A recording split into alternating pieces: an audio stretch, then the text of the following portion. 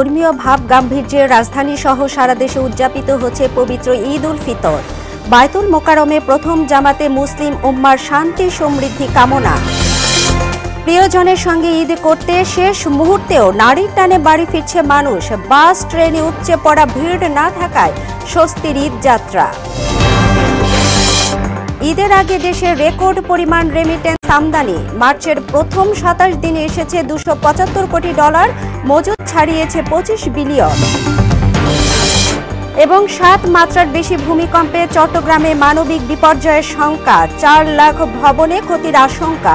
Eurasian plate কাছে থাকায় বেশি ঝুঁকি।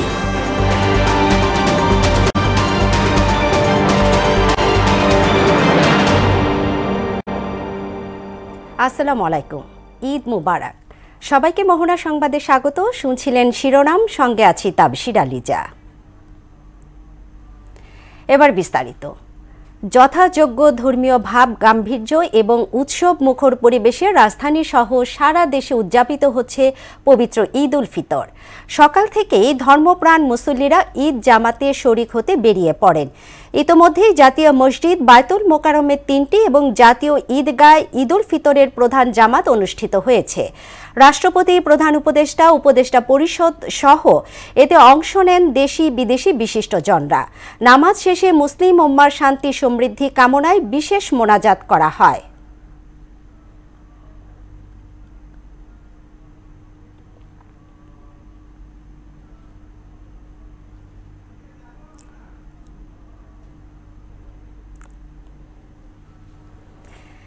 এদিকে সকাল 8:30টায় রাজধানীর পুরানা বাণিজ্য মেলা মাঠে প্রথমবারের মতো অনুষ্ঠিত হয় ঈদ জামাত। পরে সংসদ ভবনের দক্ষিণ প্লাজামুখী আনন্দ শোভাযাত্রা আয়োজনের কথা রয়েছে। সেখানে আছেন সহকর্মী ওবায়দুল হক মারুফ। চলে যাচ্ছি তার কাছে।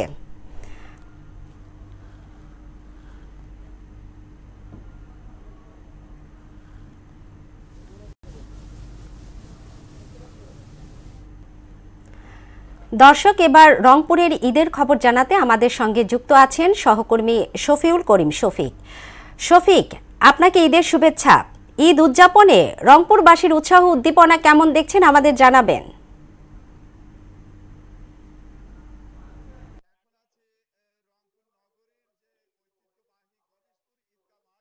ঈদগাহ মাঠে কিন্তু ধর্মপ্রাণ মুসল্লিরা পুরো রমজান মাস তারা রোজা রাখার পর কিন্তু আজকে এই ঈদ উল ফিতরের নামাজে তারা সমাবেত হয়েছে।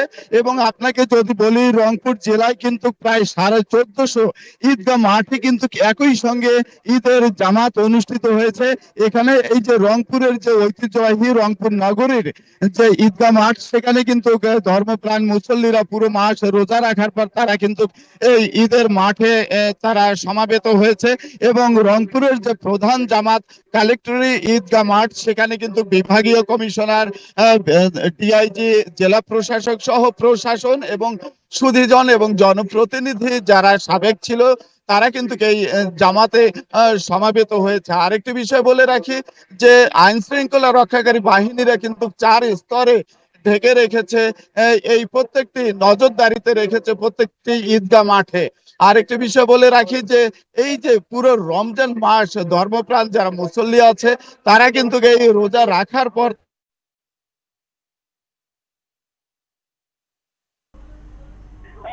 অনেক গরিব সকলে একত্রিত হয়ে কিন্তু খুবই আনন্দিত। এখানে একজন আমরা মুসল্লির কাছে জানবো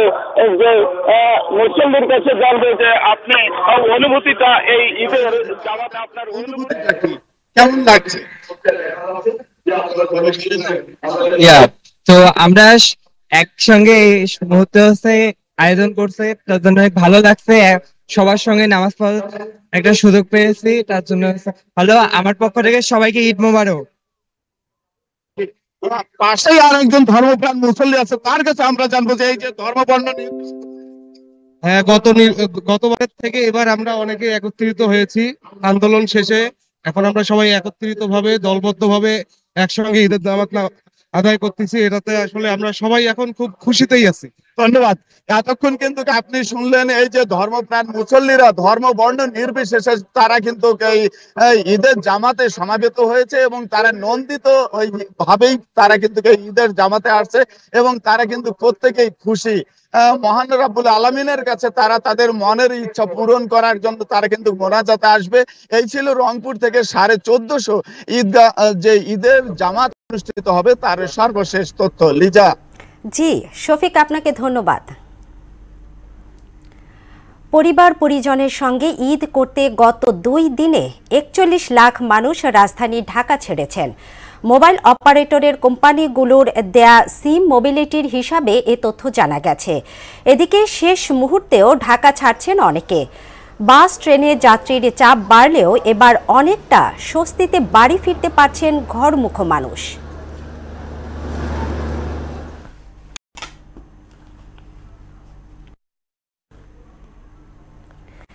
ঈদের আগে রেকর্ড পরিমাণ রেমিটেন্স পেয়েছে বাংলাদেশ।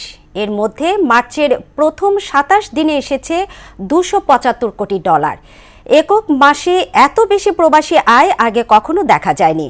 ঈদ ঘিরে আমদানি ব্যয় বেড়ে যাওয়া সহ বৈদেশিক ঋণ পরিশোধের তাড়া থাকলেও ডলারের মজুদ 25 বিলিয়ন ছাড়িয়েছে। মনিরুল ইসলামের রিপোর্ট।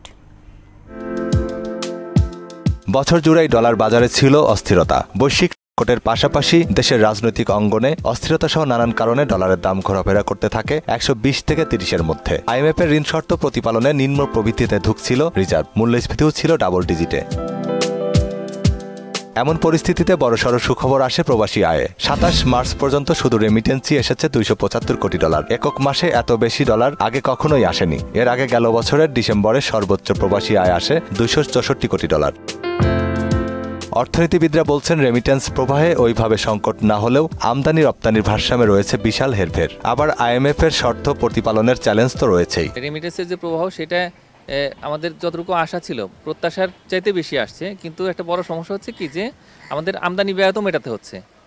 এই বিপুল পরিমাণে আমদানি ব্যয় মেটাতে গিয়ে কিন্তু এই রিজার্ভের উপর একটা বড় চাপ তৈরি হচ্ছে। আগামী দিনগুলোতে ডলারের সংকট বাড়তে পারে, কারণ শুধুমাত্র ডলারের সংকট নয় বরং বিনিয়োগের ক্ষেত্রে হয়তো সংকট তৈরি হতে পারে। তার কারণ IMF যখন ক্লিয়ারেন্স না দেবে তখন কিন্তু এই বিশ্ব ব্যাংক এবং এশিয়া উন্নয়ন ব্যাংক তারাও কিন্তু আসলে বাংলাদেশকে ওইভাবে ঋণ সহায়তা বা উন্নয়ন সহায়তা প্রদান করবে না। রেমিটেন্স প্রবাহে সমস্যা দেখছেন না অর্থনীতিবিদরা। এ ধারাবাহিকতা বজায় থাকলে $300 রেমিটেন্স আসবে। রিজার্ভ বাড়াতে রপ্তানি আয় আর বৈদেশিক বিনিয়োগে বিশেষ গুরুত্ব দেওয়ার তাগিদ দিলেন অর্থনীতিবিদ মাহফুজ কবির। বিদেশি বিনিয়োগ যদি নতুন কিছু জায়গাতে বা ক্ষেত্রে নিয়ে আসা যায় তাহলে সেই ক্ষেত্রে আশা করি বাংলাদেশের ইমেজটা বাড়বে এবং তখন কিন্তু এই ডলারের যে সাপ্লাই সেটা যদি বাড়ে তাহলে সেই ক্ষেত্রে এই সংকট কিছুটা হলেও প্রশমন হবে। কিন্তু আমাদের যে রেমিটেন্স এবং রপ্তানি আয় সেটা দিয়ে হবে না। রপ্তানি আয়ও কিন্তু একটা স্থির অবস্থাতে আছে, সেখানেও কিন্তু বেশি অগ্রগতিও নেই। তো সুতরাং যতটুকু অগ্রগতি রয়েছে সেটা কিন্তু এই রেমিটেন্স প্রবাহে। অর্থ পাচারে বর্তমান সরকারের অবস্থান কঠোর, ফলে হুন্ডি সহ অবৈধ চ্যানেলে টাকা পাঠানোর প্রবণতা কমে গেছে। এ কারণেই বাড়ছে প্রবাসী আয়। মনিরুল ইসলাম, মোহনা সংবাদ, ঢাকা। বন্দর নগরী চট্টগ্রামে 7.5 বা তার বেশি মাত্রার ভূমিকম্প হলে বড় ধরনের মানবিক বিপর্যয়ের আশঙ্কা রয়েছে। কেননা নগরীর 3,82,000 ভবনের মধ্যে 2,67,000 ভবন কম বেশি ক্ষতিগ্রস্ত হবে। মিয়ানমারের ভূমিকম্পের উৎপত্তিস্থল ছিল চট্টগ্রাম থেকে 300 কিলোমিটারের মধ্যে। বিশেষজ্ঞরা বলছেন ইউরেশিয়ান প্লেট পাশে থাকায় চট্টগ্রামে ভূমিকম্পের জন্য অত্যন্ত ঝুঁকিপূর্ণ অবস্থানে রয়েছে। আফসানা নূরের প্রতিবেদন, জানাচ্ছেন আফরিন পপি। কর্ণফুলী নদীর পশ্চিম তীরের বেশিরভাগ বড় বড় স্থাপনায় গড়ে উঠেছে বেলে মাটির উপর, যেখানে চট্টগ্রাম সমুদ্র বন্দর, শাহ আমানত বিমানবন্দর, ইস্টার্ন রিফাইনারি সহ অনেক গুরুত্বপূর্ণ স্থাপনা রয়েছে।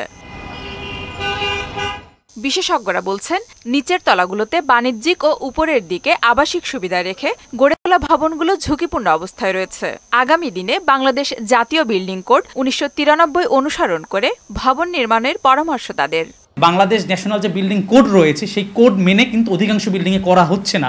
সেক্ষেত্রে বলছে যে 70% অধিক, সেটি কিন্তু 2,65,000-এরও বেশি সংখ্যক বিল্ডিং আমাদের ঝুঁকিতে রয়েছে। যদি 7 মাত্রার ঊর্ধ্বে যদি ভূমিকম্প হয় চট্টগ্রামের, আমরা আশা করছি চট্টগ্রামে যে বিল্ডিংগুলো রয়েছে তার 70 ভাগের বেশি বিল্ডিং হচ্ছে ধসে পড়বে বা হেলে পড়বে এবং ক্ষয়ক্ষতির শিকার হবে। এটা আমাদের জন্য খুবই দুর্ভাগ্যজনক। ভূমিকম্পের সময় এসব স্থাপনায় ব্যাপক ক্ষয়ক্ষতি হতে পারে, কারণ পেট্রোকেমিক্যাল স্থাপনা আগুন লাগলে তা দ্রুত ছড়িয়ে পড়ে। নগরীর বিভিন্ন সরু সড়কের দুই পাশে গড়ে ওঠা অনেক ভবনে অগ্নি দুর্ঘটনা মোকাবেলা করাও কঠিন কাজ। যে বাংলাদেশ তো নাইবার কান্ট্রি, আমাদের একটা ঝুঁকির মধ্যে আমরা আছি, এমনিতে আছি। সাবডাকশন প্লেটের মধ্যে বাংলাদেশের অবস্থান খুব কষ্ট। এর মধ্যে হচ্ছে যে আমাদের ইকুইপমেন্ট গুলো যেগুলো আছে এগুলোকে আমরা অ্যাক্টিভেট রাখা এবং নিরাপদ স্থানে রাখা, যেন এগুলোকে দিয়ে আমরা আল্লাহ না করুক কোনো ঘটনা ঘটলে আমরা অপারেশনে মুভ করতে পারি।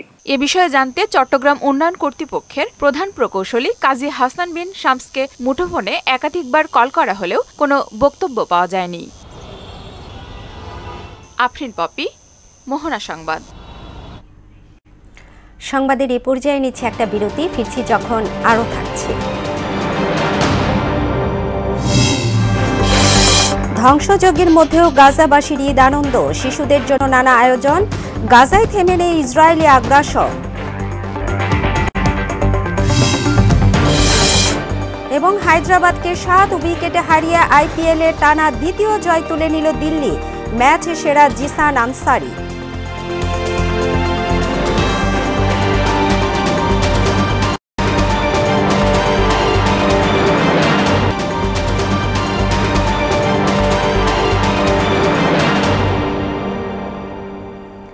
আরও একবার আমন্ত্রণ মোহনা সংবাদে, সঙ্গে আছি তাবশিরা লিজা।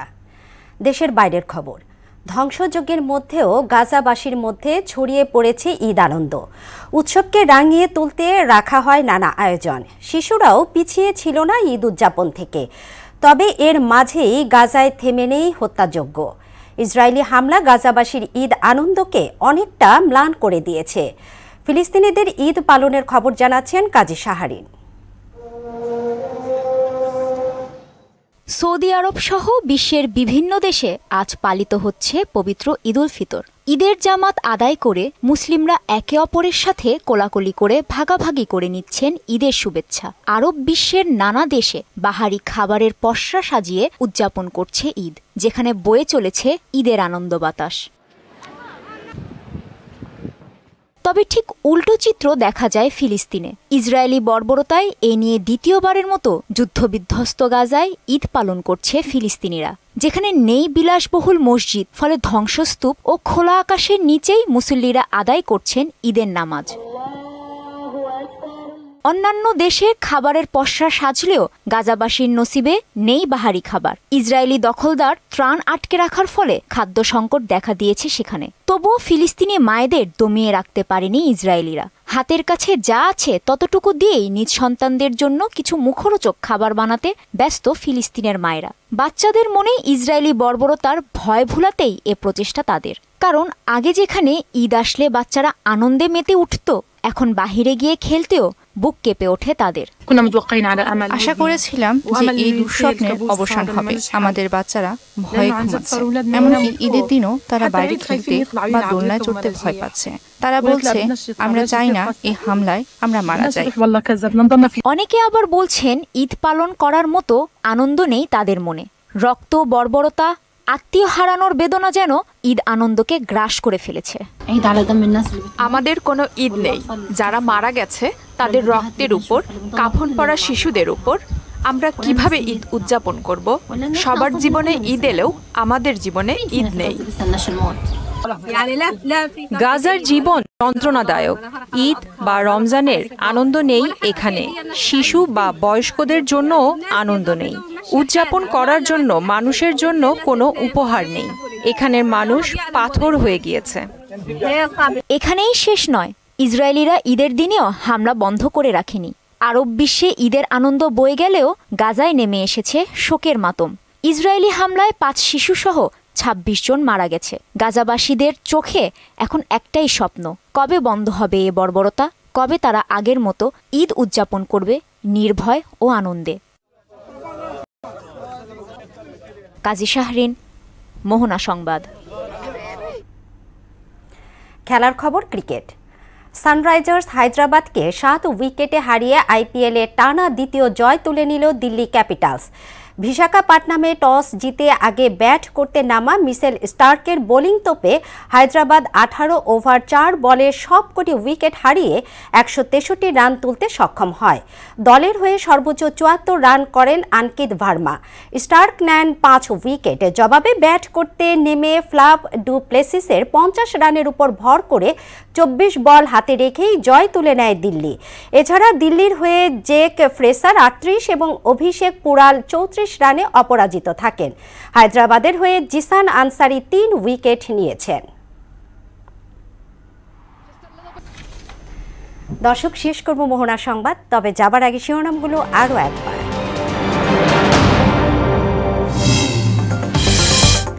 ধর্মীয় ভাব গাম্ভীর্যে রাজধানী সহ সারা দেশে উদযাপিত হচ্ছে পবিত্র ঈদ উল ফিতর।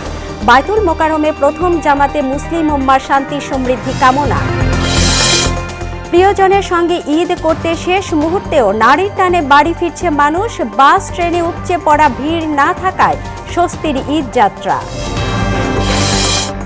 ঈদের আগে দেশে রেকর্ড পরিমাণ রেমিটেন্স আমদানি। মার্চের প্রথম 27 দিনে এসেছে $275 কোটি, মজুদ ছাড়িয়েছে 25 বিলিয়ন। এবং 7 মাত্রার বেশি ভূমিকম্পে চট্টগ্রামে মানবিক বিপর্যয়ের শঙ্কা। 3.25 লাখ ভবন ক্ষতির আশঙ্কা। ইউরেশিয়ান প্লেট কাছে থাকায় বেশি ঝুঁকি। এই ছিল মোহনা সংবাদে। পরবর্তী সংবাদ দুপুর 1টায় দেখার আমন্ত্রণ রইল। মোহনার সবশেষ খবর জানতে ভিজিট করুন www.mohona.tv। সংবাদ দেখতে পারেন ফেসবুক ও ইউটিউবে। এতক্ষণ সঙ্গে থাকার জন্য ধন্যবাদ সবাইকে।